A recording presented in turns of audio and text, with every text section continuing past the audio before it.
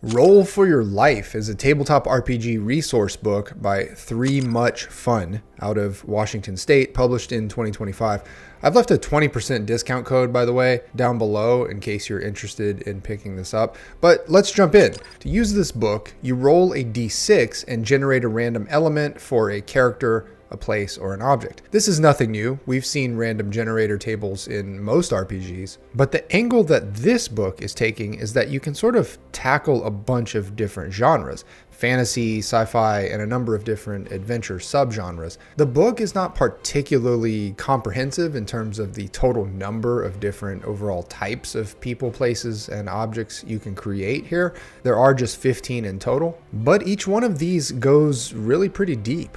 Take the wizard, for example. If you want to randomly generate a wizard, you would end up rolling your d6 a total of 14 times. You would determine an age, beard length, school of magic, magical conduit, staff adornment, if applicable, disposition, outfit color, outfit style, hat, renown, pastime, home type, home location, assistant, and motivation. That's actually a lot of detail for a wizard.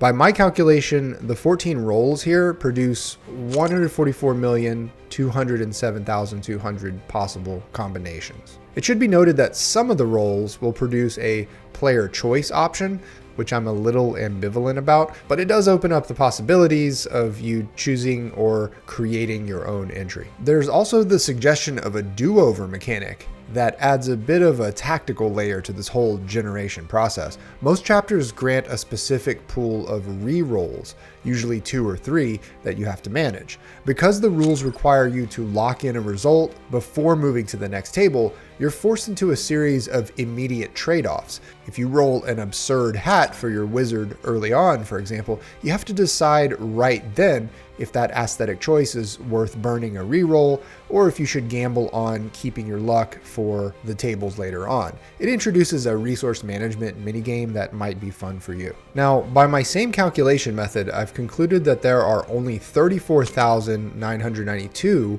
possible fantasy taverns that can be generated from the 8 tables in this section. But with that being said, while you do have some prescriptive lists that give you absolute results, a number of the tables for the tavern are really kind of open-ended from top to bottom, such as the signature drink. The book isn't going to tell you the exact drink here. You'll still need to fill in the blanks to some degree. The same goes for the tavern name tables. You get some guidance on an adjective and a subject across these 2 tables, but you're still meant to feel it out, at least to some degree. Okay, so with the dragon, there are only 11 d6 tables here, but due to their structure, they actually combine for a total of 362,797,000 possible combinations, which is a lot, I think, but it begs the question here, what is a person actually supposed to do with 362 million possible dragons? Well, the idea, as stated by the authors, is to just stoke the imagination. On the one hand, you don't have any game stats to help you insert whatever creature you've rolled up into your session right away, but on the other hand, you don't have any game stats cluttering up the pages. There are no numbers or mechanics getting in the way of your imagination here. The rules-agnostic nature of this book makes it seem like a story writer's tool as well. Although you don't need permission as a writer to use any RPG book out there. It's just that this one feels well suited to writers. I think one of the most obvious features of this book that makes it more than just a collection of random generators is the artwork by Conor Nolan. It's all very colorful, consistent, and extremely competent. In fact, I suspect that the artwork's high caliber is what probably limited the book to its 160 pages more than anything. There are images on every single page, and as you know, paying a good artist is usually kind of expensive. Oh, and I'm not sure if you noticed, but at the end of every chapter, there's an illustrated example of one possible fully illustrated result from that chapter's tables. These showcase sections at the end of the chapters offer a useful look at the system in practice. The authors took raw results from their own tables and developed them into brief atmospheric vignettes. They really show exactly how a string of random nouns and adjectives can be fleshed out into the seeds of some compelling lore. It's a helpful inclusion because it demonstrates the final leap from rolling dice to actually putting all the results together. If you're running a more gonzo sci-fi game, the alien species chapter could be pretty useful. Again, you're not going to get any stats for whatever crazy alien species that you generate, but hopefully you have a strong enough command of your game of choice that you can backfill the numbers without too much effort. This chapter is another big one in terms of possible combinations. My calculations put it at another 362,797,000 possibilities, and that includes details on their homeworld, as well as their relationship with the galactic community. Obviously, you're not duty-bound to follow every roll that you make on these tables. If a roll inspires you to think of something cooler or which fits your campaign or story better, then go for that. I'm realizing that I want to show you so much of this book because the tables are so fun and the artwork is a blast, but I'd probably be doing the creators a disservice by showing too much. Okay, one more page. Just look at these spreads. They really did manage to transcend what would otherwise just be a pile of D6 generator tables. Okay, maybe what I'll do here is just show you the number of possible combinations for each of the chapters here. My math might be a little bit off, but you get the idea. That's a lot of combos from a little six-sided die. The creators actually sent me a physical copy of this book many months before I recorded this video, but I foolishly gave it away, as I often do with RPG materials that come my way because of space restraints. But as I recall, the book itself is a hardcover with UV spot gloss on the cover, and the production quality was really good. Sorry about not being able to actually show you the physical book. But alright, here are my thoughts on Roll for Your Life. Cons. Limited breadth. As deep as each of the chapters go in terms of exploring every possibility, you're only getting a sampling from a few genres.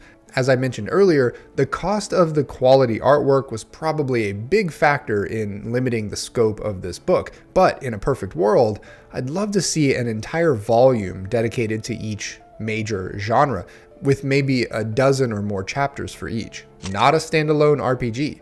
This book is strictly a springboard. You still need a separate system to utilize this book in an actual game. There are a couple of things that I didn't mention before though. The first is that the book does sort of try to gamify rolling on these tables. There's a loose economy of do-overs and rule suggestions for group play, but more importantly, tucked away here towards the end of the book, there are the suggestions of 3 different actual RPGs you can use this with: Freeform Universal, Microscope, and Fiasco. D6 variants. With only 6 outcomes per category, mostly, veteran users of this book may find they see repeated results after repeated use. Nothing stops you from re-rolling, choosing another result, or just making something up, but 6 options is a little on the shorter side. Pros. Quality over quantity. As much as the D6 can feel a little short, these shorter tables all demonstrate a quality over quantity approach to random generation. You know what I'm talking about. Endless D20 and D100 tables that are just full of uninspired entries. Here, you just get more quintessential possibilities with each table. The real value of these tables often emerges from the contradictions that they produce. Because each D6 result is distinct, you frequently land on combinations that seem at odds, like a cheerful necromancer who lives in a dilapidated shack. This creates a narrative gap that the GM has to bridge. That mental exercise usually leads to a much more memorable NPC than if you had simply chosen a set of traits that already fit together perfectly. 0 barrier to entry. Using this book only requires a D6 and a way to record your results. There are no rules or mechanics or math. It's just pure creativity, built to inspire.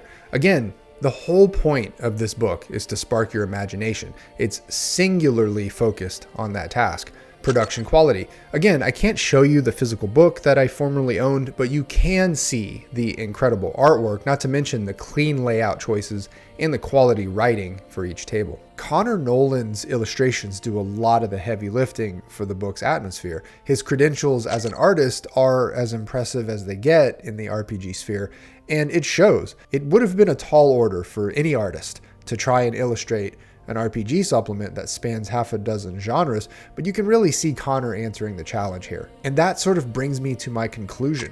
I like this book a lot. I think my only wish is that we could get more of these in a series, each dedicated to a genre. They've nailed the aesthetic for a potentially very compelling series.